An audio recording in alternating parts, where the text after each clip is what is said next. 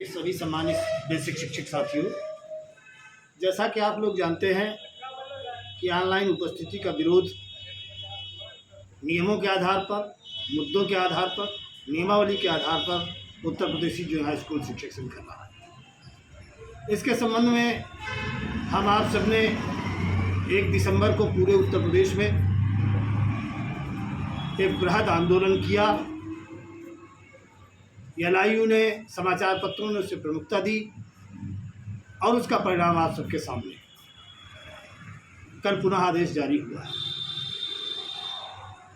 हमारा और उत्तर प्रदेशी जो है स्कूल शिक्षक संघ उत्तर प्रदेश तथा उत्तर प्रदेश के समस्त बेसिक शिक्षकों का एक ही निर्णय है कि जब तक विभाग के द्वारा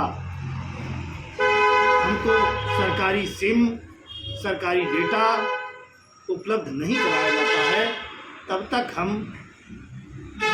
ना ही फेस रीडिंग करेंगे और ना ही ऑनलाइन उपस्थिति लेने का काम करेंगे। और उसके लिए हमारे तर्क हैं। हम नियमों के अंतर्गत बात करते हैं और नियमों के अंतर्गत ही सरकार के सामने इसको रखने का प्रयास करते हैं।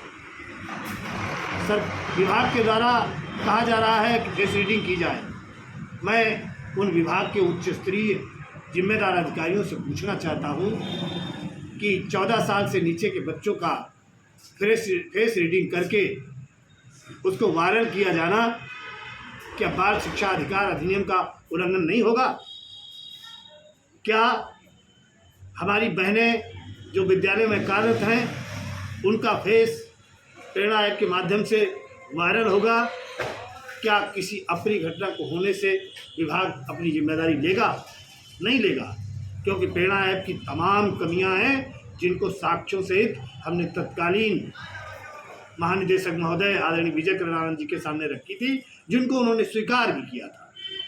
सबसे बड़ी प्रेरणा ऐप की कमी यह है कि प्रेरणा ऐप जो बनी हुई है, चाहे इसको संचालित करने वाला टेक्नोसिस प्राइवेट लिमिटेड और चाहे go.com, ये इसका जो सर्वर है वो अमेरिका के एरिज़ोना सिटी में है। इस पर अपने विभाग का कोई अधिकार नहीं है और उसमें स्पष्ट लिखा है, उनकी गाइडलाइन में लिखा हुआ है कि जो भी हमको डाटा मिलेगा हम उसको वापस नहीं करेंगे। तो वैसे भी हमारे बेसिक शिक्षकों का डाटा अब सुरक्षित नहीं रह गया है। एक प्रेरणा ऐप तो सारे डाटा जो व्यक्तिगत डाटा है उसको भी हैक कर रहा है, साथ में उसको भी खींच रहा है। इसलिए प्रेरणा ऐप कहीं से भी सुरक्षित नहीं है।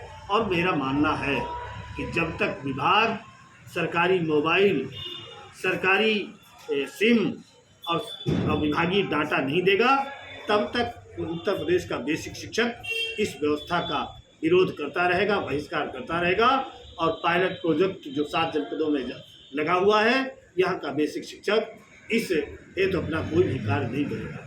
जैसा कि आप लोग जानते हैं कि माननीय विजय करुणानंद जी से, तत्कालीन बेसिक शिक्षा मंत्री द्विवेदी जी से संगठन की वार्ता हुई थी, जिसमें तय हुआ था कि प्रेरणा ऐप से सेल्फी या उपस्थिति टीचरों की नहीं ली जाएगी। उसके बाद भी विभाग अपने किए गए वादे से मुकर रहा है। तो बेसिक शिक्षक भी इस अपमान को सहने के लिए किसी भी स्थिति में तैयार नहीं है। मैं एक बात और विभाग के लोगों, अधिकारियों से जानना चाहता हूँ कि आप बेसिक शिक्षकों की फेस रीडिंग करा रहे हो, इतना अविश्वास उनके ऊपर कर रहे हो, उनकी ऑनलाइन उपस्थिति ले रहे हो, क्या विभाग के निचले स्तर से कर्मचारी से लेकर के अधिकारी तक क्या अपनी ऑनलाइन उपस्थिति दे रहा है? जब स्वयं आप लोग ऑनलाइन उपस्थिति नहीं दे रहे हो या उत्तर प्रदेश के किसी भी विभाग में ऑनलाइन उपस्थिति नहीं है, तो बेसिक शिक्षक पर इतना बड़ा अविश्वास विभाग के उच्च अधिकारी क्यों कर रहे हैं? मेरे विचार से परे है। इस पर विभाग को सोचना पड़ेगा और उत्तर प्रदेश का एक एक बेसिक शिक्षक चाहे किसी भी संगठन में हो, लेकिन इस मुद्दे पर उत्तर प्रदेशी जूनियर हाई स्कूल शिक्षक संघ के आह्वान पर एक एक शिक्षक, जो रिकॉर्ड में है कि 98% शिक्षकों ने इसका बहिष्कार किया है। और मैं आप सबको विश्वास दिलाना चाहता हूं कि आप लोग अपने निर्णय पर अडिग रहिए।